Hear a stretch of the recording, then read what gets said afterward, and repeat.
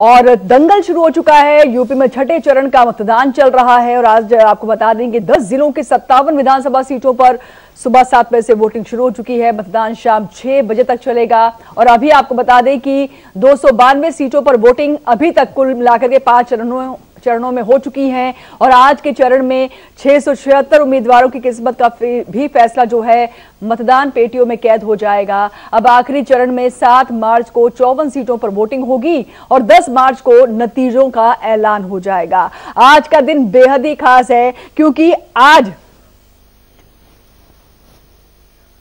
तो तस्वीरों में भी आपको दिखा रहे हैं। अभी आपको बता दें कि सिलसिला शुरू हो चुका है वोटिंग का। सीएम योगी आदित्यनाथ वोट करने पहुंचे हैं। आज सीएम योगी आदित्यनाथ की भी अग्नि परीक्षा है क्योंकि अपने ही गढ़ में आज अग्नि परीक्षा से गुजरना होगा सीएम योगी आदित्यनाथ। आपको बता दें कि गोरखपुर सदर सीट से प्रत्याशी के तौर पर भी हैं और अपना वोट कास्ट करने के लिए पहुंच चुके हैं और उनकी तरफ से बाकायदा ट्वीट भी किया गया है। लोगों से भी उन्होंने अपील की है कि वोट कीजिए। देखिए आज का दिन बहुत खास है क्योंकि आज उत्तर प्रदेश में छठे चरण में 10 जिलों की 57 सीटों पर वोटिंग हो रही है और आज का दिन बेहद ही खास है क्योंकि कई दिग्गजों की किस्मत आज ईवीएम में कैद होने जा रही है। एक तरफ सीएम योगी आदित्यनाथ तो वहीं दूसरी तरफ आपको बता दें कि सूर्य प्रताप सिंह शाही, इसके साथ साथ राम अचल राजभर की साख भी दांव पर लगी हुई है। सीएम योगी आदित्यनाथ आपको बता दें कि अपना वोट कास्ट करने के लिए पहुंच चुके हैं। गोरखपुर सदर सीट से प्रत्याशी हैं और पहली बार चुनावी मैदान में विधानसभा चुनाव वो लड़ रहे हैं। काफी अहम ये दिन हो जाता है क्योंकि आज के दिन को देखा जाए तो एक तरफ कई दिग्गजों की किस्मत कैद होगी। तो तस्वीरों में आप देख रहे हैं सीएम योगी आदित्यनाथ को पूजा पाठ करने पहले वो पहुंचे और गोरक्षक पीठ के महंत के तौर पर भी और सीएम योगी आदित्यनाथ को भी आप देख रहे हैं सबसे पहले पूजा करने के लिए पहुंचे हैं, दर्शन पूजन किया और उसके बाद अपने गुरु का आशीर्वाद लेकर के अब जिस तरह से उनका अभी आप देख रहे हैं गोरखपुर सीट से उनके क्योंकि वो प्रत्याशी भी हैं और अपना वोट कास्ट करने के लिए पहुंचे हैं। फिलहाल आपको बता दें कि आज जिन 10 जिलों पर सीटों पर वोटिंग होने जा रही है, 10 जिले हैं अंबेडकर नगर, दूसरा है बलरामपुर, सिद्धार्थनगर, बस्ती, संत कबीर नगर, महाराजगंज, गोरखपुर, कुशीनगर, देवरिया, बलिया। ये 10 जिले हैं जिनकी 57 सीटों पर आज वोटिंग हो रही है। अंबेडकर नगर की 5 सीटों पर, बलरामपुर की 4, सिद्धार्थनगर की 5, बस्ती की 5, संत कबीर नगर की 3, महाराजगंज की 5 सीटों पर वोटिंग हो रही है। और आज सीएम योगी आदित्यनाथ की गोरखपुर समेत 57 सीटों पर वोटिंग का जो सिलसिला है वो शुरू हो चुका है। सीएम योगी आदित्यनाथ को आप देख रहे हैं, पहले वो पूजा करने पहुंचे, पहले पूजा पाठ उन्होंने की है, अपने गुरु का आशीर्वाद लेने पहुंचे और उसके बाद फिर मतदान को आप देख रहे हैं कि आज गोरखनाथ के दर्शन करने के बाद यहां पर गोरखपुर सीट से प्रत्याशी भी हैं, अपना वोट कास्ट करने के लिए पहुंचे हैं। फिलहाल आपको बता दें कि आज लड़ाई काफी दिलचस्प होने जा रही है क्योंकि पश्चिमी उत्तर प्रदेश से जो जंग है अब पूर्वांचल की तरफ पहुंच चुकी है। आखिरी के जो 2 फेज हैं वो अपने आप में अहम इसलिए भी है क्योंकि कहा यह जा रहा है कि छठा और जो 7वां चरण है वो ही कहीं ना कहीं दशा और दिशा बदलेगा। पश्चिमी उत्तर प्रदेश और अवध के बाद जो अब धार्मिक एजेंडा है यहां से निकलती हुई अब उत्तर प्रदेश की जो सियासत है और जो वोटिंग का सिलसिला है वो टोन अब जातीयता पर आकर के टिकेगा। ये 2 चरण बहुत ही महत्वपूर्ण हैं और अगर अभी देखें 2017 को कंपेयर करके देखें तो 5वें चरण में पिछले 2017 का चुनाव अगर देखें तो बीजेपी ने 46 सीटें हासिल की थी और अपना दल, उनके जो सहयोगी दल है अपना दल, उन्होंने 1 सीट हासिल की थी। इसके अलावा सुबह सपा ओम प्रकाश राजभर की पार्टी उस समय एनडीए का हिस्सा थी। अब एनडीए से अलग होकर के, बीजेपी से अलग होकर के समाजवादी पार्टी के साथ इस बार उन्होंने चुनावी मैदान में ताल ठोकी है और अभी समय आप देख रहे हैं वोट डालने के लिए सीएम योगी आदित्यनाथ की 2 तस्वीरें पहले गोरखनाथ मंदिर पहुंचे, अपने गुरु का आशीर्वाद लिया और उसके बाद मतदान करने के लिए मतदान केंद्र पहुंचे हैं और आप देख रहे हैं सीएम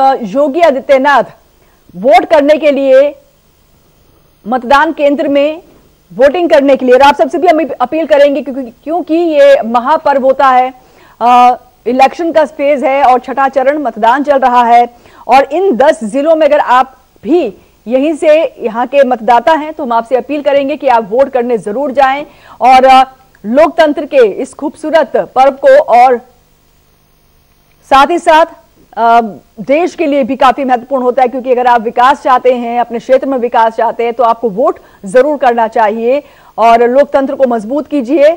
आपका संवैधानिक और अधिकार भी है वोट करना, वोट जरूर कीजिए। तस्वीरें आप देख रहे हैं सीएम योगी आदित्यनाथ की, पूजा करने के बाद मतदान करने पहुंचे हैं और अपना वोट वो कास्ट कर रहे हैं। फिलहाल जैसे कि हमने कहा कि आज अपने ही गढ़ में सीएम योगी आदित्यनाथ की परीक्षा है, अग्नि परीक्षा से गुजरना होगा, क्योंकि योगी आदित्यनाथ की साख लगी हुई है। और सबसे बड़ी बात यह है कि देखना दिलचस्प होगा कि क्या वाकई हवा का रुख सीएम योगी आदित्यनाथ के पक्ष में जाने वाला है, क्योंकि कई बड़े नेताओं ने अपनी पूरी ताकत इस क्षेत्र में झोंकी है, चाहे वो प्रधानमंत्री नरेंद्र मोदी हो या फिर गृह मंत्री अमित शाह हो या फिर रक्षा मंत्री राजनाथ सिंह हो। लगातार इन्होंने चुनावी रैलियां की हैं।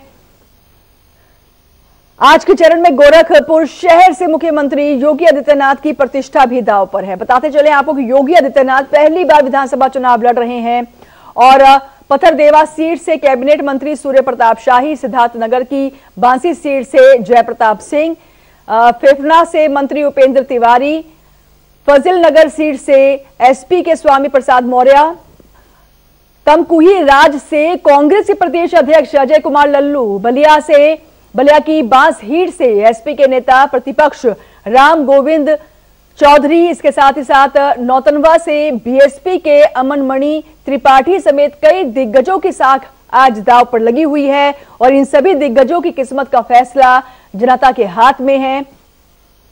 2017 में 57 सीटों में बीजेपी को 46 सीटें मिली थी, अपना दल को एक, साथ ही साथ उस समय की जो एलआई पार्टी थी सुभा सपा ओम प्रकाश राजभर की, उनको भी एक सीट उस समय मिली थी। और 2017 में बसपा के खाते में इन 57 सीटों में से 5 सीटें गई थी और समाजवादी पार्टी को 2, कांग्रेस को 1, निर्दलीय को 1 सीटें मिली थी। लेकिन क्या हवा का रुख अभी भी वही है जो 2017 में बना हुआ था? क्या पावर, ये डबल इंजन की सरकार का दावा जो बीजेपी और केंद्र सरकार दम भर रही है, उसका प्रभाव इस पूर्वांचल की सीटों पर देखने को मिलेगा? अरशद जमाल जो हैं हमारे संवाददाता, वो जुड़ चुके हैं गोरखपुर से। अरशद, वाकई आज का दिन काफी अहम है क्योंकि सीएम योगी की अग्नि परीक्षा आज होने जा रही है। सीएम योगी को भी हम देख भी पा रहे हैं अपना वोट कास्ट करने के लिए गोरखपुर सदर सीट पर प्रत्याशी भी हैं, वोट कास्ट करने पहुंचे हैं। लेकिन आपसे जरूर समझना चाहेंगे कि क्या वाकई सियासी संग्राम जो छिड़ा हुआ है गोरखपुर सीट को लेकर के, माहौल किस तरह का परख पाए हैं आप? जनता जनार्दन क्या सोच रही है?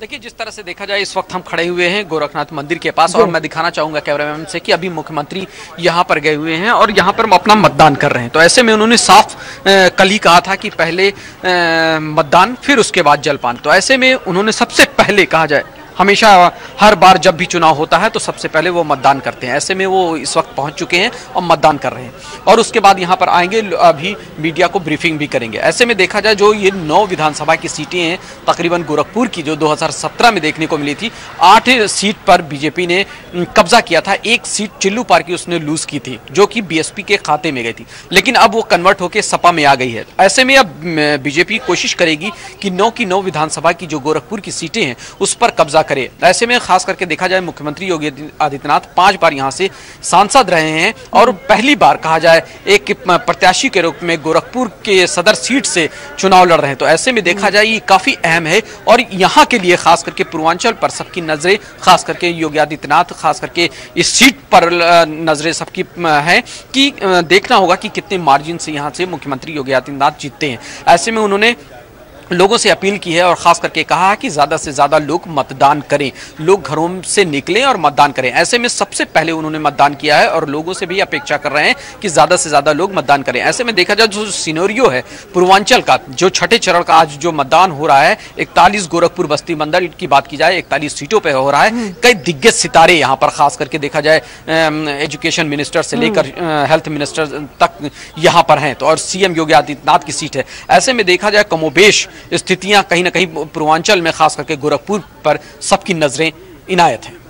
बिल्कुल नजरे इनायत हैं और देखना दिलचस्प होगा कि गोरखपुर की 2017 में जो 9 सीटों पर 8 पर बीजेपी काबिज थी और इस बार जिस तरह की पूरी कोशिश और पूरी ताकत झोंकी गई है अरशद, देखा जाए तो यहाँ पर जनसभाओं का अगर सिलसिला देखा जाए तो बकायदा सीएम योगी आदित्यनाथ जब ये अनाउंस करते हैं कि वो चुनाव लड़ेंगे और विधानसभा चुनाव अपनी जो सीट गोरखपुर सदर सीट, क्योंकि पहले अलग अलग जानकारियां थी, कभी कहा गया था अयोध्या से वो चुनाव लड़ सकते हैं, कभी मथुरा का जिक्र हुआ, लेकिन जब गोरखपुर सदर सीट का जिक्र हुआ तो यहाँ पर आश्वस्त बीजेपी इस बात को लेकर थी कि यहाँ गोरखनाथ मंदिर से उनका काफी कनेक्शन है और यहाँ बाबा कहा जाता है योगी आदित्यनाथ को।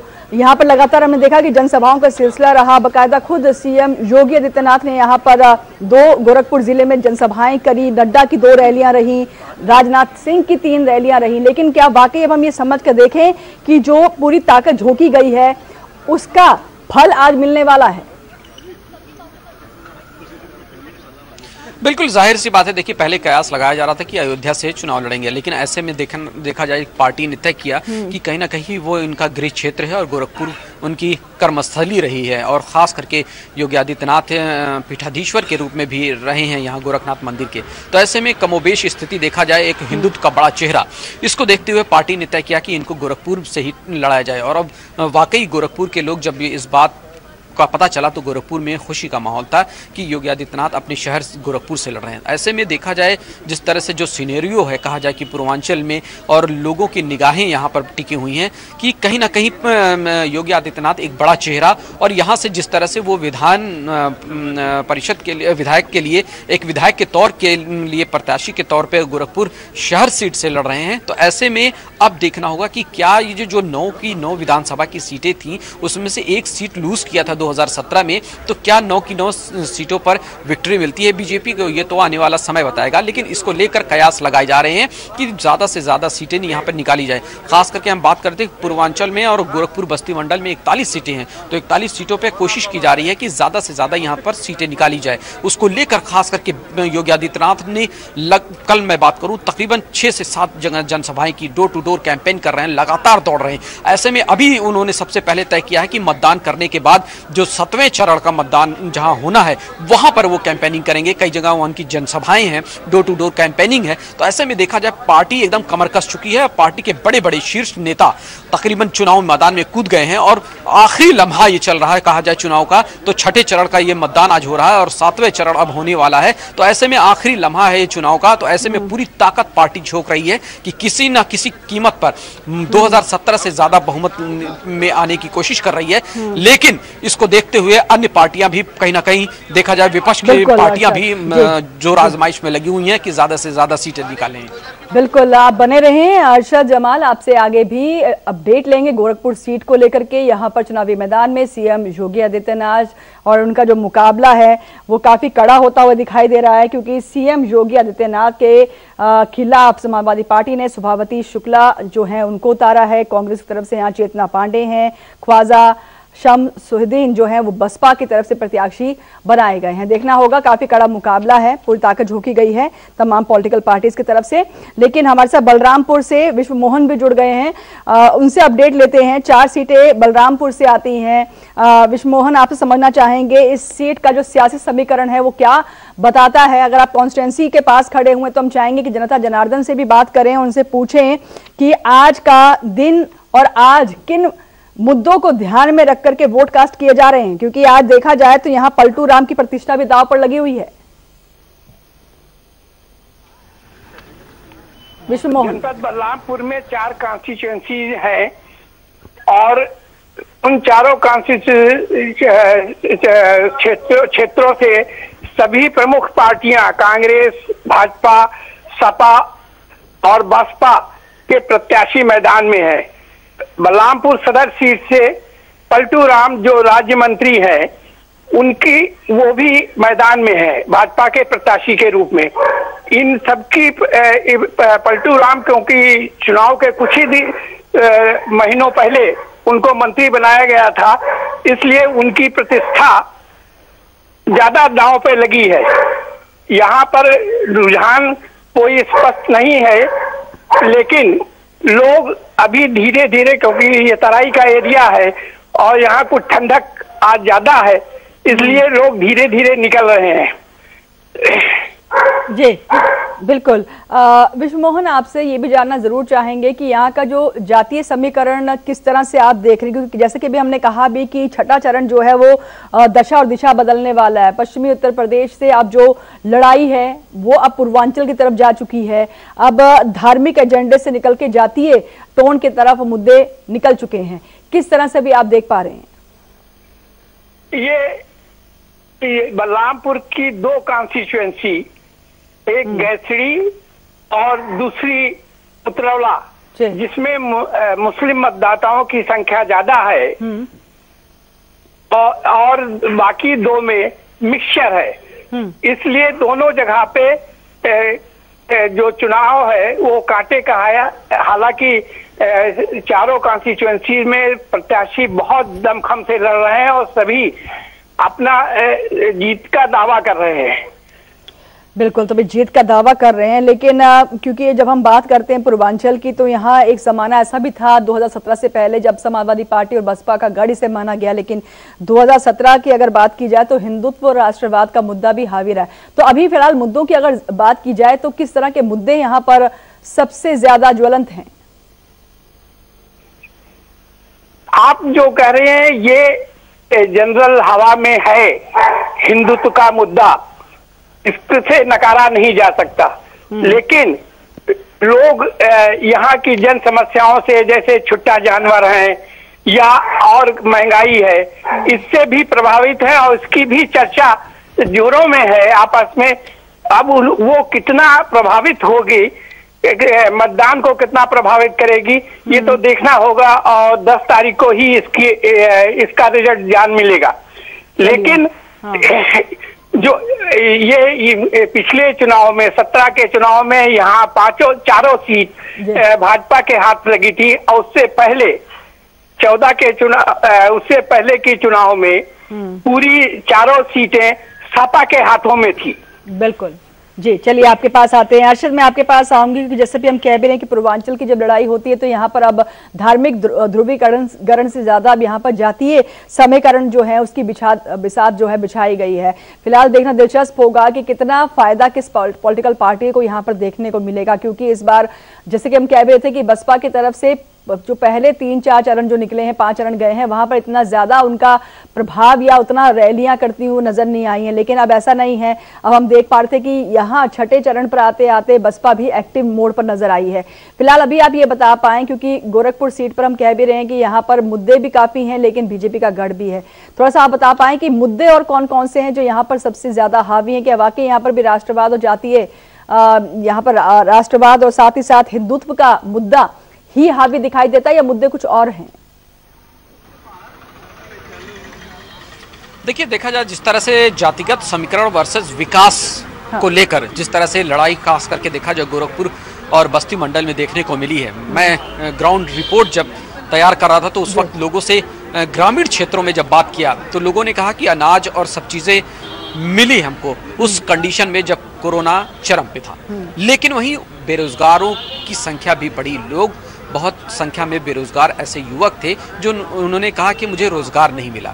ऐसे में खास करके देखा जाए इंडस्ट्रीज बड़ी नहीं आई, तो रोजगार को लेकर एक बड़ा, और ग्रामीण महिलाएं खास करके महंगाई को लेकर बातचीत कर रही थी। उन्होंने साफ कहा कि महंगाई बहुत हो गई है क्योंकि सिलेंडर 1000 के करीब पहुंच गया है। तो ऐसे में देखा जाए कमोबेश स्थिति जो पूर्वांचल और खास करके गोरखपुर बस्ती मंडल में देखने को मिलेगी, वो कहीं ना कहीं जातिगत समीकरण वर्सेस विकास होगा। अब देखना होगा कि किस सीट पर कहां पर कितनी जातियां होती हैं, क्या वो जातिगत समीकरण के हिसाब से लोग उसको चुनते हैं या फिर उस इलाके का विकास जो हुआ है, जो 2017 के बाद जो तस्वीर बदली है, क्या उस पर वो वोट डालते हैं। ये तो जनता तय करेगी, आज तय करना शुरू भी कर दी है। लेकिन कमोबेश स्थिति देखा जाए कहीं ना कहीं जातिगत समीकरण साधने की कोशिश की जा रही है और वर्सेस विकास को लेकर जिस तरह से एजेंडा तैयार किया गया था, सरकार ने जो एजेंडा तैयार किया कि, और बार बार सरकार इस बात का इंडिकेशन भी दे रही है और दुहाई दे रही है कि हमने जो 5 साल में काम किया है उस काम पर हम लोगों के पास जा रहे हैं, हम अपनी सरकार की उपलब्धियां बता रहे हैं लोगों को कि क्या कंडीशन थी और मैंने क्या किया है, उस पर हमको वोट चाहिए। तो ऐसे में अब देखना होगा कि क्या लोग जातिगत समीकरण को सेध देते हैं या फिर विकास का जो एजेंडा उन्होंने तैयार किया था, विकास का जो पैमाना खींचा था, उस पैमाने पर जाते हैं लोग या फिर जातिगत समीकरण पर जाते हैं। लेकिन कहा जाए कमोबेश स्थिति पूर्वांचल में कुछ इस तरह से देखने को मिलती है कि कहीं ना कहीं कई ऐसी सीटें हैं जहां जातिगत समीकरण पर लोग मोहर लगाते हैं। लेकिन कहीं ना कहीं देखा जाए जिस तरह से अब वोटरों को इस बात की फिक्र होनी चाहिए कि कहीं ना कहीं वो डेवलपमेंट को आगे बढ़ाने के लेकर जिस तरह से बात की जाती है, कई ऐसे युवा थे उन्होंने कहा कि डेवलपमेंट भी हुए हैं। गोरखपुर की हम बात करें, जिस तरह से फर्टिलाइजर, एम्स और सड़कों का जाल किया जाए, जू किया जाए। अरशद आपके पीछे कुछ लोग खड़े हैं, शायद जी अरशद आपके पीछे कुछ लोग खड़े हैं, शायद वोट कास्ट करके आए। हम चाहेंगे आप उनसे जरूर बात करें और पूछें कि वाकई विकास का मुद्दा उन पर ज्यादा हावी रहा है, किस बेसिस पर आज वोट कास्ट किया है, मुद्दे क्या उनके जहन में रहे हैं वोट कास्ट करते समय। लोगों से लेकिन मैं कहूं कि कहीं ना कहीं जिस तरह से हम बात कर रहे थे विकास और जातिगत समीकरण को लेकर कि क्या चीजें हैं, क्या निकल कर आती है। हमारे साथ अभी वरिष्ठ पत्रकार हैं रितेश मिश्रा जी। रितेश जी, जिस तरह से बात की जाए एक जातिगत समीकरण वर्सेस विकास, क्या लगता है कि आज जिस तरह से छठे चरण का चुनाव है और मतदान हो रहा है, ऐसे में क्या लगता है लोग क्या सोच कर निकल रहे हैं? देखिए, विकास वास्तव में इस चुनाव में पहली बार सत्ता पक्ष का मुद्दा बना है। अब तक विपक्ष की पार्टियां जो थी वो विकास के मुद्दों पे सरकारों को घेरती थी, लेकिन इस चुनाव में विपक्ष के पास विकास के मुद्दे पे घेरने के लिए बहुत कुछ नहीं है। उसके इतर जो सत्ता के लोग हैं, सत्ता पक्ष के प्रत्याशी हैं, सत्ता पक्ष के नेता हैं, वो जो विकास कार्य हुए हैं उनको गिना रहे हैं। तो विकास का मुद्दा सत्ता पक्ष की तरफ से बनाया गया है, समीकरणों की घेराबंदी विपक्ष की तरफ से है। लेकिन विकास देखा जाए विपक्ष कहीं ना कहीं महंगाई और बेरोजगारी को एक मुद्दा बनाकर और सरकार पर हमला कर रही है। ये मुद्दे जो है जनता की अदालत में बहुत टिक इसलिए नहीं पा रहे हैं कि जनता को जो पिछले 4-5 सालों में योजनाओं का लाभ मिला है तो वो काफ़ी हद तक बैलेंस कर दे रहा है। जनता के माइंडसेट को वो चेंज करने में भारी पड़ रहा है। तो महंगाई और बेरोजगारी मुद्दा होने के बावजूद भी जनता के मन में कहीं ना कहीं है कि इसके बदले हमें तमाम योजनाओं का लाभ मिला है, मकान मिले, शौचालय मिले, मुफ्त राशन मिल रहा है।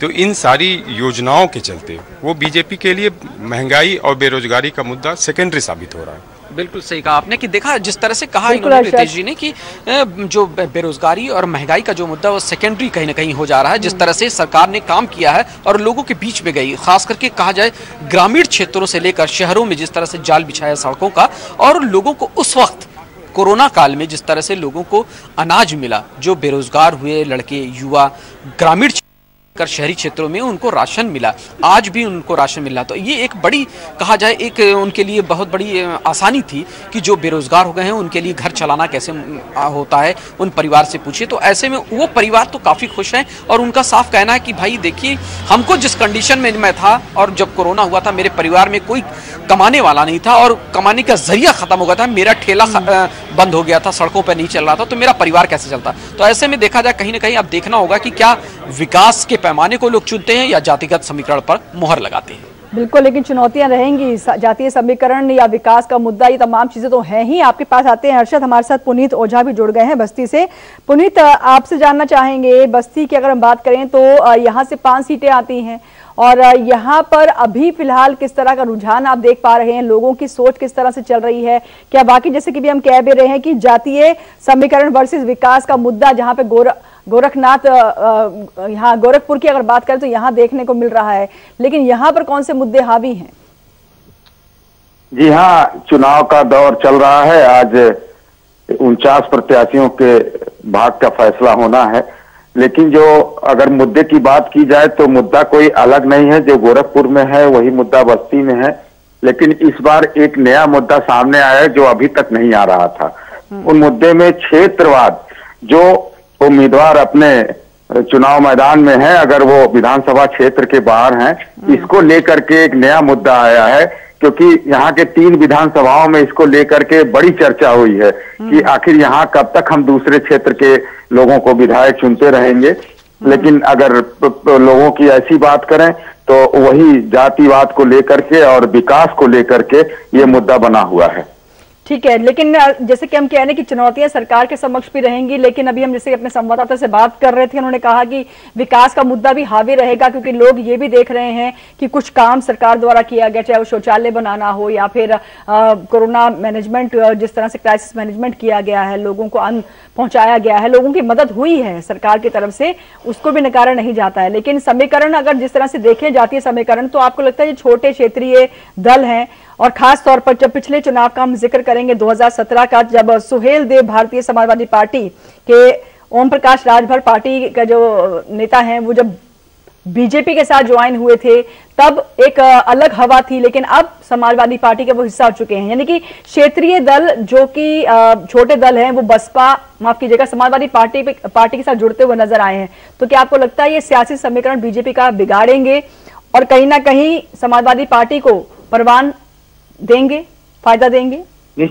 निश्चित रूप से ये कहा जा सकता है, क्योंकि जो इस बार समीकरण बने हैं उसमें समाजवादी पार्टी, अब मत प्रतिशत उससे कितना मिलता है, लेकिन समाजवादी पार्टी भारी पड़ रही है, क्योंकि जो स्थानीय दल थे और स्थानीय दलों ने जिस तरीके से अपने उम्मीदवारों को उतारा है, उम्मीदवारों की लोकप्रियता को देखते हुए उतारा है, तो ऐसे में निश्चित रूप से वो भारी पड़ रहे हैं। और यही कारण है कि जो विकास का मुद्दा था वो सेकेंडरी हो गया और बाकी जातिगत समीकरण और स्थानीय मुद्दे हावी हो गए।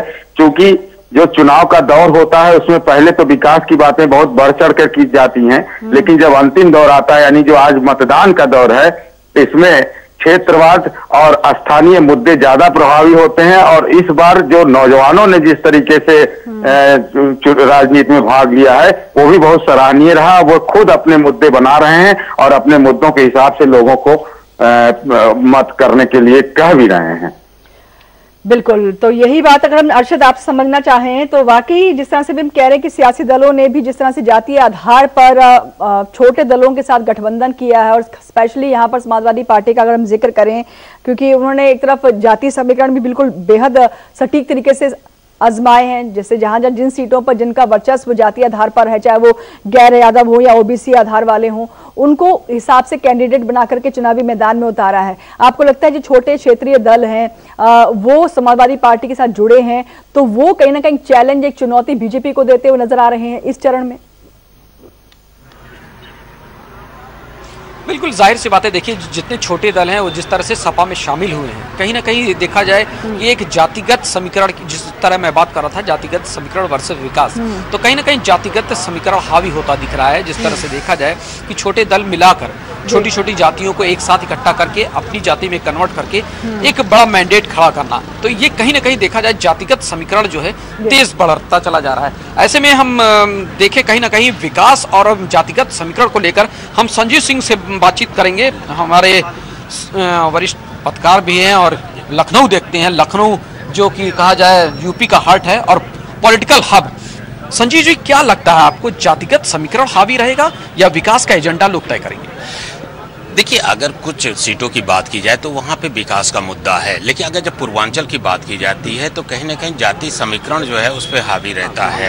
अगर गोरखपुर ही सीट की बात की जाए, शहर की अगर बात की जाए, ये जरूर है कि भारतीय जनता पार्टी के कब्जे में रहा है, 3 दशक से ज़्यादा का समय हो चुका है और भारतीय जनता पार्टी के कब्जे में रहा है। लेकिन अगर शहर की बात की जाए तो सबसे ज़्यादा यहाँ जो कायस्थ वोटर हैं वो सबसे ज़्यादा है, उसके बाद मुस्लिम वोटर हैं, फिर ब्राह्मण हैं और ठाकुर हैं।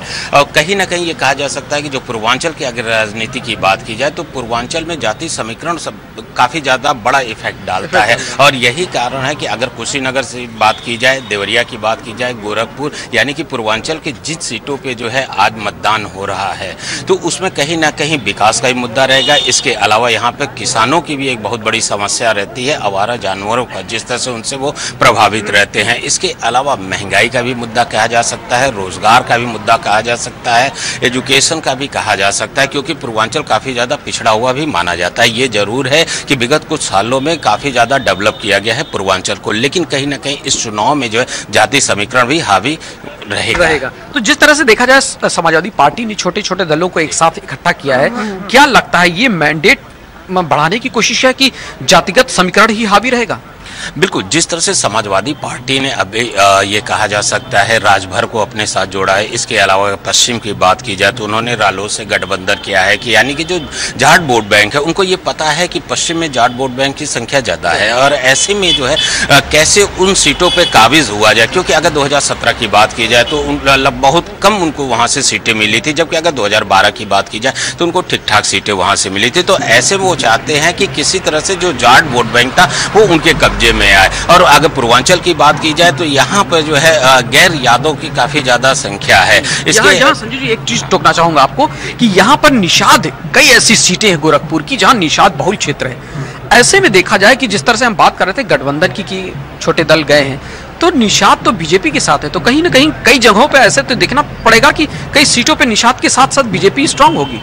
बिल्कुल, ये इस बात से बिल्कुल नहीं इनकार किया जा सकता है कि निषाद जो भारतीय जनता पार्टी के साथ नहीं है, लेकिन निषाद वोट बैंक की भी संख्या बहुत ज़्यादा है। ये जरूर है कि काफ़ी संख्या में लोग भारतीय जनता पार्टी के साथ है, लेकिन बहुत से ऐसे भी निषाद वर्ग के लोग हैं जो कहीं ना कहीं समाजवादी पार्टी, कांग्रेस या बीएसपी से, क्योंकि अगर पूर्वांचल की बात किया जाता है तो यहाँ पे पिछड़ों की भी संख्या काफ़ी ज़्यादा है। और ऐसे में बीएसपी की अगर पिछली बार की बात की जाए 2017 की, और खास तौर से इन जिन 57 सीटों पर मतदान हो रहा है, 5 सीटें जो है बहुजन समाज पार्टी के पास थे। तो ऐसे में इस बात से भी इनकार नहीं किया जा सकता है कि इस बार जो है बीएसपी कहीं कमजोर पड़ सकते, हो सकता है कि वो उससे ज्यादा भी सीटें ला सकती, कम भी सीटें ला सकती, ये तो 10 मार्च को पता चलेगा। लेकिन कहीं ना कहीं ये जो जाति समीकरण है वो काफी ज्यादा इफेक्ट डालता है और यही कारण है कि सभी राजनीतिक दल जहाँ पे जो जाति के लोग ज्यादा होते हैं उसी जाति के प्रत्याशी को वो चुनावी मैदान में उतारते हैं ताकि वोट को जो है कलेक्ट किया जा सके। और ऐसे में विकास के साथ रोजगार का भी मैंने जैसे बताया और जाति समीकरण,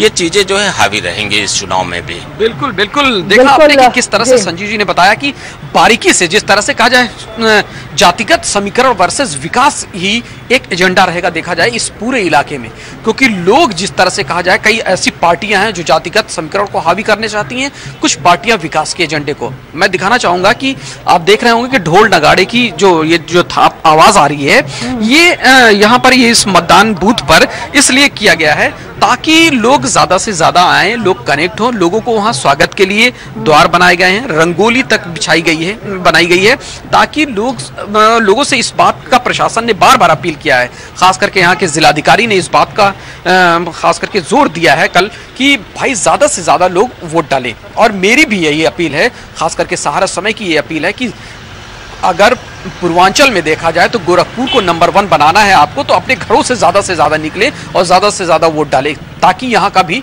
रिकॉर्ड तोड़ा जा सके पिछले बार के मुकाबले। तो ऐसे में अब देखना होगा कि क्या लोग बाहर निकलते हैं, लोग ज्यादा से ज्यादा वोट डालते हैं। लेकिन अभी सुबह का समय है, लोग आज छुट्टी खास करके एंजॉय करते हैं लोग घरों में, लेकिन उनसे गुजारिश है कि वो घरों में छुट्टी एंजॉय भी करें। लेकिन चाहेंगे अरशद, सीएम योगी आदित्यनाथ को भी हम देख रहे हैं, उन्होंने वोट डाल दिया है और देखिए बताते हुए कि देखिए हमने वोट कास्ट कर दिया है। उन्होंने बाकायदा लोगों से भी अपील की है ट्विटर के माध्यम से, पहले मतदान फिर जलपान। सीएम योगी आदित्यनाथ, इनकी प्रतिष्ठा दांव पर लगी हुई है, सीएम योगी की अग्नि परीक्षा आज होने जा रही। तो वहीं दूसरी तरफ हम ये भी कहेंगे कि अखिलेश यादव के सामने भी दमखम दिखाने का आज बुरा मौका है। सीएम योगी आदित्यनाथ को आप देख रहे हैं, उन्होंने अपना वोट कास्ट कर दिया है। इनके सामने चुनौतियां काफी ज्यादा हैं, लेकिन क्या सीएम योगी आदित्यनाथ यहाँ इतिहास रच पाएंगे? क्योंकि पहली बार गोरखपुर सीट से प्रत्याशी के तौर पर चुनावी मैदान में उतरे हैं। हालांकि आज सांसद रह चुके हैं, उनका अपना एक वर्चस्व इस सीट पर रहा है, लेकिन देखना होगा कि जीत कितनी जबरदस्त होती है, क्या बड़े मार्जिन के साथ। क्योंकि जब प्रधानमंत्री नरेंद्र मोदी का जिक्र करें तो उन्होंने कहा जीत तो हम लेंगे, लेकिन एक बड़े मार्जिन के साथ जीतनी है हमें। वो देखना दिलचस्प होगा कि क्या वाकई गोरखपुर सीट जहां पर सीएम योगी आदित्यनाथ को आप देख रहे हैं वोट कास्ट करके वो आ चुके हैं। अजय, सीएम योगी आदित्यनाथ ने वोट कास्ट कर दिया है। बिल्कुल बिल्कुल, जाहिर सी बात है। देखिए वो वोट डालकर और वहां से बूथ से निकल रहे हैं और बूथ से यहाँ पर अब ये आने वाले हैं, वो यहाँ पर पीसी करेंगे और खास करके पत्रकारों से बातचीत करेंगे। ऐसे में देखिए बड़ी संख्या में खास करके पत्रकार वहां पर पहुंचे हुए हैं और मैं आपको बताना चाहूंगा कि मुख्यमंत्री जो है अब से कुछ ही देर में बस यहाँ पत्रकारों से रूबरू होंगे और वो देखिए बूथ से निकलकर सीधे यहाँ पर आ रहे हैं। तो ऐसे में देखा जाए कि बड़ी संख्या में खास करके पत्रकार हैं ही। और दिलचस्प बात ये होगी कि मुख्यमंत्री जिस तरह से देखा जाए पहली बार विधान सभा के लिए जिस तरह से प्रत्याशी चुने गए, बीजेपी के प्रत्याशी हैं, ऐसे में बड़ी संख्या में खास करके कार्यकर्ता भी साथ में उनके हैं। मैं बात करने की कोशिश करूंगा मुख्यमंत्री से, लेकिन कहीं ना कहीं देखा जाए बड़ी संख्या में पहुंचे हुए हैं कार्यकर्ता, और मुख्यमंत्री ने जिस तरह से वोट डालकर बाहर निकले हैं, ऐसे में देखा जाए कि जिस तरह से बात किया जाए, मुख्यमंत्री देखिए विक्ट्री के निशान दे रहे हैं, और मुख्यमंत्री का साफ कहना है कि हम मतदान पहले करेंगे। महाराज जी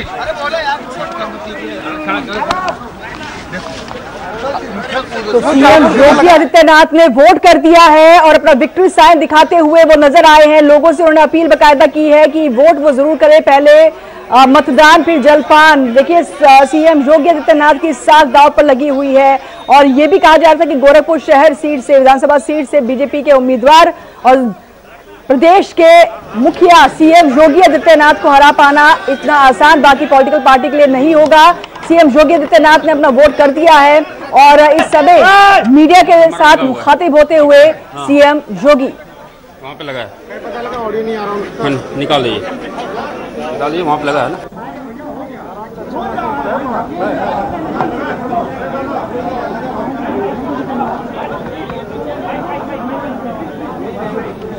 अब रहने दो भैया, अब रहने दो।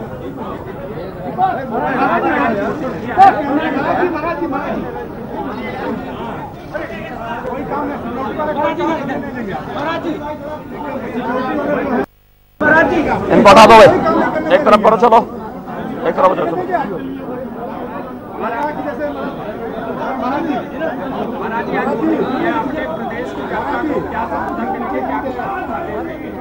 मित्रों, उत्तर प्रदेश सामान्य निर्वाचन में मुझे अभी अपना मतदान देने का अवसर प्राप्त हुआ है। जनता जनार्दन में अपार उत्साह है।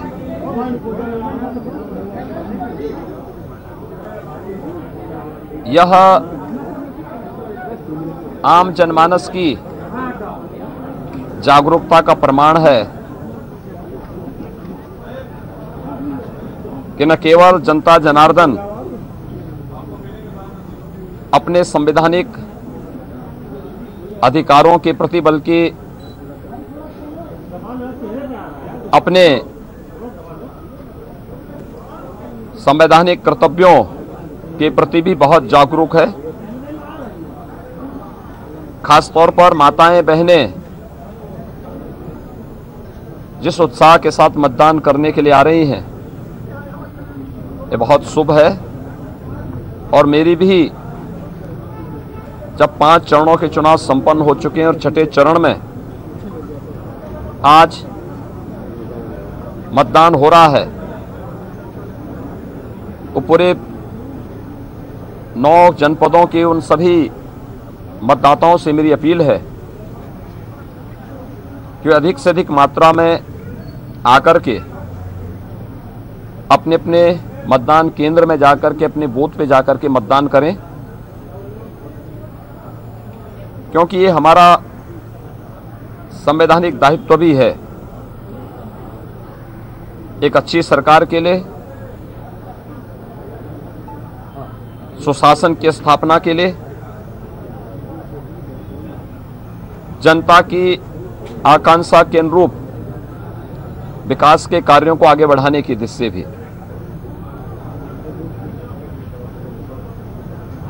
मुझे प्रसन्नता है कि उत्तर प्रदेश के मतदाताओं ने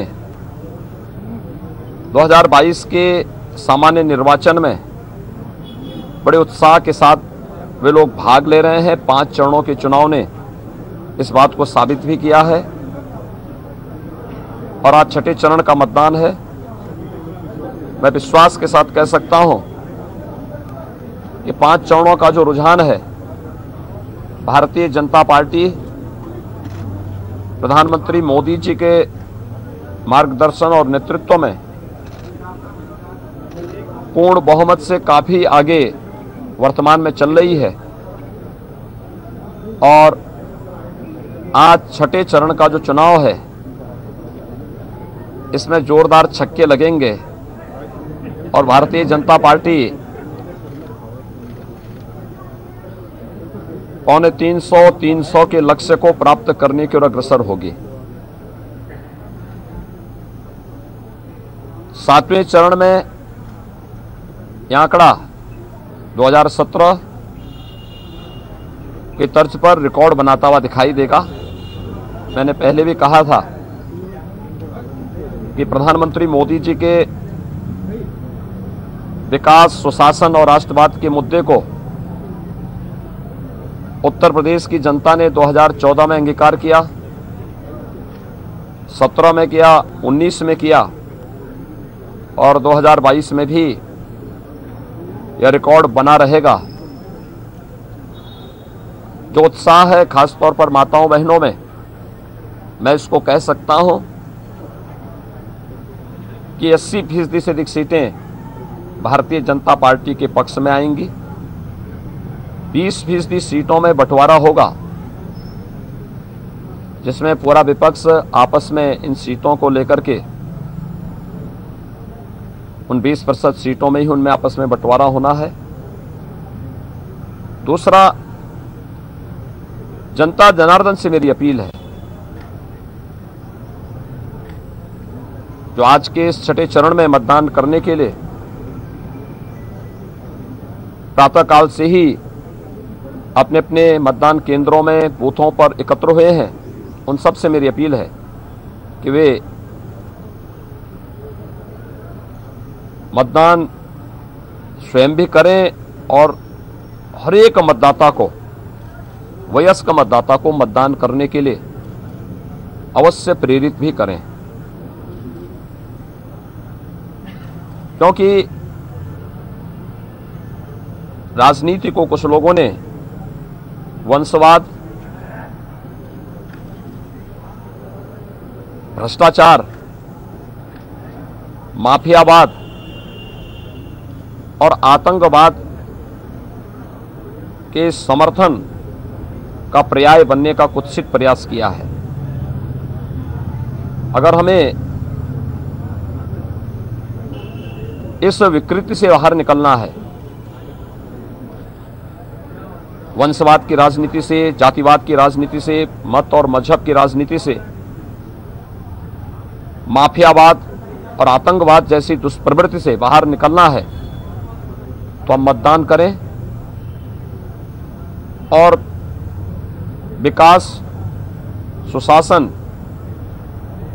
सुरक्षा और राष्ट्रवाद के मुद्दे पर भारतीय जनता पार्टी के समर्थन में मतदान करें। आज के दिन पर कोई भी व्यक्ति, कोई दल ऐसा नहीं है जो ये कह सके कि हमें सत्ता में रहने का अवसर नहीं मिला। सबको जांचा है, परखा है और थोड़ी सी चूक कहीं बाद में लोगों इस पर हमें जरूर ध्यान देना होगा, क्योंकि यह अपने संवैधानिक अधिकार का बेहतर उपयोग भी होगा और एक बेहतर भविष्य के लिए, एक बेहतर उत्तर प्रदेश के लिए, विकास सुशासन के लक्ष्य को, सुरक्षा और राष्ट्रवाद के लक्ष्य को प्राप्त करने की हर एक मतदाता का मत एक गारंटी भी होगी। और उस गारंटी के लिए ही मेरी पूरे इस छठे चरण में मतदान करने वाले सभी मतदाताओं से अपील है कि अवश्य मतदान करेंगे। यही मेरी उन सब से अपील है। बहुत बहुत धन्यवाद जी। को भी आप सुन रहे थे, गोरखपुर सदर सीट से उन्होंने अपना वोट कास्ट कर दिया है। लोगों के सामने स्माइल लेकर के, विक्ट्री साइन के साथ वो आए और उन्होंने कहा, लोगों से अपील की है कि वो वोट जरूर करें। उन्होंने कहा कि इस बार छक्का, जोरदार छक्का बीजेपी पार्टी जड़ने जा रही है और 2017 का रिकॉर्ड एक बार फिर से हम दोहराएंगे। 350 तक का लक्ष्य हासिल करेंगे। राष्ट्रवाद, सुशासन और विकास के मुद्दे पर जनता जनार्दन वोट कर रही है। और कुछ लोगों की अगर बात की जाए, यानी कुछ विपक्षी दलों की तरफ इशारा करते हुए उन्होंने कहा कि वंशवाद, माफियावाद, आतंकवाद का पर्याय प्रयास उनकी तरफ से किया जा रहा है। जनता जनार्दन से उन्होंने अपील की है कि वो ज्यादा से ज्यादा वोट करें और लोगों को भी प्रेरित करें वोट करने के लिए। लेकिन देखना होगा, क्योंकि छठा चरण वाकई निर्णायक भूमिका अदा करने वाला है। सीएम योगी आदित्यनाथ की अगर बात की जाए तो ये कर्म भूमि रही है गोरखपुर सीट। यहां से न केवल कर्म भूमि बल्कि राजनीतिक भूमि भी हम कहें योगी आदित्यनाथ के तो गलत नहीं होगा। 2017 में पहली बार यहां से गोरखपुर सदर सीट से चुनाव लड़ा, सांसद चुने गए, जीत हासिल की गई थी। लेकिन इस बार मुकाबला कड़ा है। देखना यह होगा क्या वाकई जिस तरह से विकास की बात, सुशासन की बात और राष्ट्रवाद की बात हो रही है और बीच में जातीय पिच, जैसे कि हम जोड़ ही रहे हैं कि जातीय समीकरण भी इस बार इस चरण में देखा जा रहा है। देखना दिलचस्प होगा कि किसकी किस्मत आज चमकने वाली है। अरशद, सीएम योगी आदित्यनाथ ने अपना वोट कास्ट कर दिया है और कहा है कि इस बार जबरदस्त और जोरदार छक्का पार्टी जड़ने जा रही है और राष्ट्रवाद, सुशासन और विकास के मुद्दे पर जनता वोट करेगी और 350 का लक्ष्य हासिल करने वाली है पार्टी। अरशद, बिल्कुल जाहिर सी बात है। देखिए, जिस तरह से बात कर रहे थे हम लोग की विकास और राष्ट्रीय मुद्दे से लेकर और कहा जाए जातिगत समीकरण को लेकर सेधने की कोशिश की जा रही है। ऐसे में मुख्यमंत्री ने साफ तौर पर कहा कि ज्यादा से ज्यादा लोग निकले और मतदान करें और सरकार ने जो काम किया है उस पर नजर डालें। तो ऐसे में देखा जाए, क्या कहेंगे संजीव जी, जिस तरह से मुख्यमंत्री ने आज विक्ट्री दी और कहा कि ज्यादा से ज्यादा लोग मतदान करें और घरों से निकलें और अपने मत का प्रयोग करें, लोकतांत्रिक अधिकार है।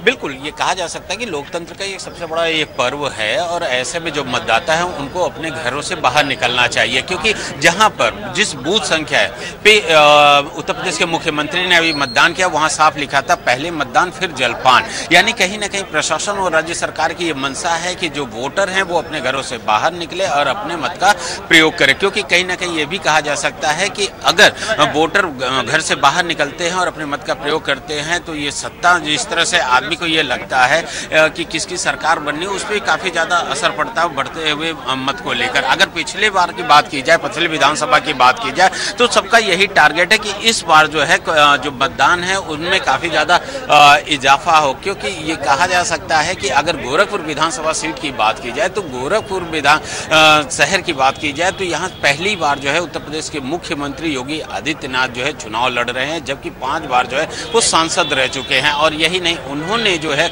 खुद इस सीट मोहन अग्रवाल को जो है चुनाव लड़ाया था और उन्होंने विजय हासिल हुई थी। तो अब ऐसे में ये भी कहा जा सकता है कि जो गोरखपुर शहर की सीट है कहीं ना कहीं इनके फेवर में भी हो सकते हैं, लेकिन ये भी इस बात से भी इनकार नहीं कर सकते हैं कि जो समाजवादी पार्टी के प्रत्याशी हैं शुभावती शुक्ला, वो भी कहीं ना कहीं जो है टक्कर देने की बात कह रही हैं, क्योंकि उनसे भी जो बात हुई थी तो उनका ये कहना था कि हमारी लड़ाई जो है भारतीय जनता पार्टी से है, क्योंकि उनके परिवार के आगे लोगों की बात की जाए तो उससे पहले वो भारतीय जनता पार्टी में थे और इसके बाद जो है वो समाजवादी पार्टी में शामिल हुई हैं। और इसके अलावा ये अगर जाति समीकरण की बात की जाए तो यहाँ पर जो है अगर शहर की बात की जाए, गोरखपुर सिटी की बात की जाए, विधानसभा सीट की बात की जाए तो यहाँ पर जो है कायस्थ वोट बैंक सबसे ज़्यादा है। और इसके अलावा ये कह सकते हैं कि जो ब्राह्मण हैं, मुस्लिम वोट बैंक है, वो भी काफ़ी ज़्यादा काफ़ी संख्या में है। लेकिन अब ऐसे में ये देखना हो, क्या शर्मा रहा है? दांत, खाज, खुजली है? हमें भी होती है। चर्म रोगों पर पड़े भारी, सालिम लोशन है पुराना खिलाड़ी। Salim lotion, fastest, trusted, tested, TDOs, Salim lotion.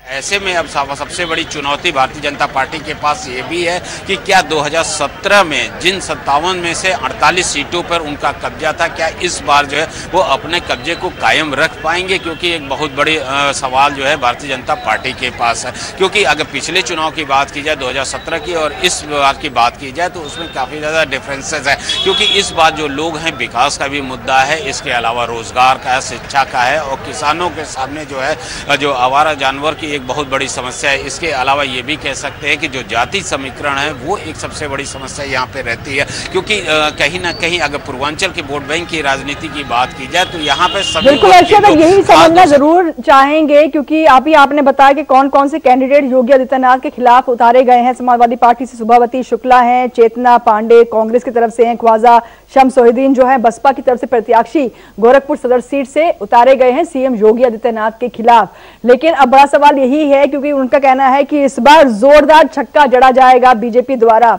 तो वाकई जो ये सियासी पीठ है इस पर बीजेपी इस बार छक्का जड़ने जा रही है। किस तरह का आप देख पा रहे हैं माहौल अरशद? बिल्कुल जाहिर सी बात है, देखिए जिस तरह से देखा जाए सुभावती पासवान यहाँ से सीएम योगी आदित्यनाथ के खिलाफ है और चंद्रशेखर रावण, तो ऐसे में देखा जाए दो बड़े चेहरे हैं। तो लोग कयास लगा रहे हैं, कोशिश कर रहे हैं कि कहीं ना कहीं जिस तरह से बात की जाए, लोगों से बातचीत करते हैं, क्या कहेंगे जिस तरह से चुनाव का माहौल है और क्या कहेंगे? गोरखपुर विधानसभा इस उत्साह से लड़ी जा रही है। ऐसा नहीं है, उत्तर प्रदेश की 403 विधानसभाओं पे बाबा योगी आदित्यनाथ ही लड़ रहे हैं और इसी उत्साह से लड़ी जा रही हैं। इस बार जो सीटें आ रही हैं और जो वोटर आ रहा है उसने जाति के भी मानक टूटे हैं इस चुनाव में और धर्माधारित राजनीति के। लेकिन लोग कह रहे हैं कि जिस तरह से जातिगत समीकरण हावी रहेगा या विकास, आपको क्या लगता है? वो पुरानी बात हो गई। जितने पढ़े लिखे राहुल जी और उनकी बहन प्रियंका जी हैं, अखिलेश जी और उनकी धर्मपत्नी हैं, इतने पढ़े लिखे बच्चे हर घर में बिना गिनती के हैं। ये 12वीं पासों की फौज है। आज हर घर में ग्रेजुएट और पोस्ट ग्रेजुएट खुद का बच्चा है, खुद का नहीं है तो भतीजा या भांजा जरूर है। अब ये ओवरलैपिंग नहीं चल पाएगी, कहोगे कुछ करोगे कुछ। और जो बाबा ने एक मॉडल दिया था ना, एक जिला एक उत्पाद, और मोदी गवर्नमेंट ने जो दिया था स्किल इंडिया और स्टार्टअप इंडिया, इनका जो कॉम्बिनेशन होके आ रहा है, आज आप देखो उत्तर प्रदेश के हर जिले में बिजली उतनी ही आ रही है जितनी गोरखपुर में आ रही है। क्या इसका मतलब, एक मिनट मैं आपको टोकना चाहूंगा, क्या इसके पहले क्या माना जाए कि विकास नहीं हुआ था या उस चीज को दौड़ाया नहीं गया? विकास हुआ था सर, घर का विकास हुआ था। मुलायम सिंह जी की सरकार में विकास हुआ था। घर में 26 बत्तियां थी, सारे भाई आपस में जिलों के बंटवारे में लड़ते थे, चाचा भतीजे भी लड़ते थे। अब नई पीढ़ी शुरू हुई तो भाई की जो ये धर्मपत्नी है वो भी उस लड़ाई को आगे बढ़ा रही हैं। ये लड़ाई क्यों हो रही है? अगर संपत्ति ना होती तो लड़ाई ना होती। लड़ाई का आधार संपत्ति है। आप कुछ कहो, राजेश खन्ना जी बहुत पहले एक गाना गा के गए, पब्लिक है सब जानती है, अंदर क्या है बाहर क्या है सब पहचानती है। मायावती जी का आप देखो तो गिनती के लोग थे जिनका विकास हुआ। उन्होंने इसमें ये कह रहे हैं कि सबका विकास हो रहा है, आप कितना सहमत हैं? देखिए विकास अब सबका हो रहा है जब से योगी सरकार है, और अगले 5 सालों में इतना विकास होना है कि फिर ये उत्तर प्रदेश पहचान में नहीं आएगा और प्रदेश देश का बनेगा मॉडल। हम 350 के पार जा करके अपनी पूर्ण बहुमत की सरकार बना रहे हैं। डॉक्टर साहब क्या कहेंगे आप, जिस तरह से देखा जाए आप मुस्लिम वर्ग से आते हैं, ऐसे में बड़े लोग अब बीजेपी से जुड़ना चाहते हैं, क्या वजह है? क्यों डेवलपमेंट को लेकर जिस तरह से हम बात कर रहे हैं जातिगत समीकरण हावी रहता है, आपकी नजरिए में क्या लगता है? अभी तक हम पिछली सरकारों ने डेवलपमेंट के नाम पे अपना डेवलपमेंट किया, सिर्फ जनता से वो हमेशा दूर रहे। 2017 में जब योगी जी आए और उन्होंने जब डेवलपमेंट शुरू किया तो कोई भेदभाव नहीं किया और न ही उनको अपने घर ले जाने की किसी चीज़ की ज़रूरत थी, नहीं परिवारवाद की ज़रूरत थी उनको। इसलिए लोगों को अब लगता है कि यही मॉडल काम करेगा और आने वाले समय में मतलब जनता ये तय कर चुकी है कि योगी जी को जिताएंगे और बहुत ज़्यादा। अभी तो 315 सीटें हैं, लेकिन लोगों की तमन्ना है कि वो कम से कम 350 तक पहुंच जाए। बिल्कुल, लोगों से बात करें। आप युवा हैं, आप बताइए कितना लगता है कि चेंज देख रहे हैं गोरखपुर? हम दिल्ली से आए हैं, मेरा नाम योगेंद्र कसाना है और पहले चरण से लेकर आज छठे चरण तक हम पिछले 1 महीने से लगातार हम प्रचार कर रहे हैं। लोगों को हमने मत जाना है, ऐसा पहली बार पूरे भारत में हुआ है जो लोगों ने सर्व समाज के साथ मिलकर योगी जी के साथ जाने का पूरा एक वादा किया है। क्यों? उसका रीजन ये है कि इनका एक मॉडल है सबका साथ, सबका विकास और सबका विश्वास। ये सबसे बड़ी बात है कि सबको एक साथ लेके चलना चाहते हैं। चाहे मुस्लिम विपक्ष कह रहा है कि सबको साथ लेकर नहीं चलते हैं। देखिए विपक्ष, आपको मैं बहुत बड़ी बात बताने जा रहा हूँ। विपक्ष का साइकिल पंचर हो चुकी है। 25 से 50 के बीच में, ऊपर 51 भी नहीं आएंगी उनकी।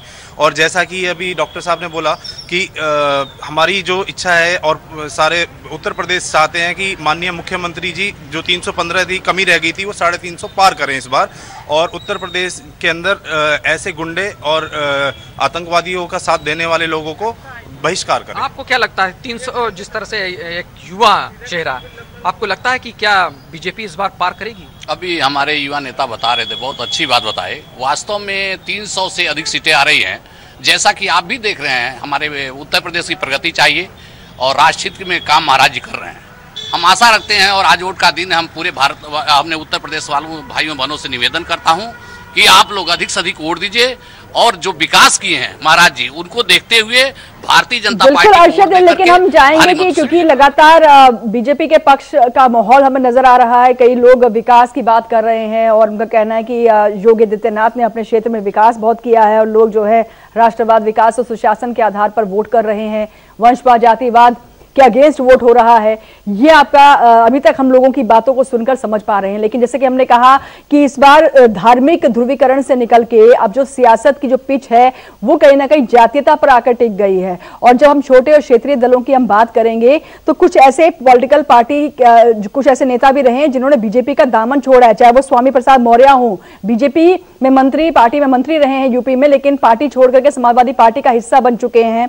और इसके अलावा जिस तरह से 2017 में ओम प्रकाश राजभर सुबह सपा के जो नेता थे वो बीजेपी के साथ थे, लेकिन वो भी अब बीजेपी के साथ ना होकर के समाजवादी पार्टी के साथ अलाई हो चुके हैं।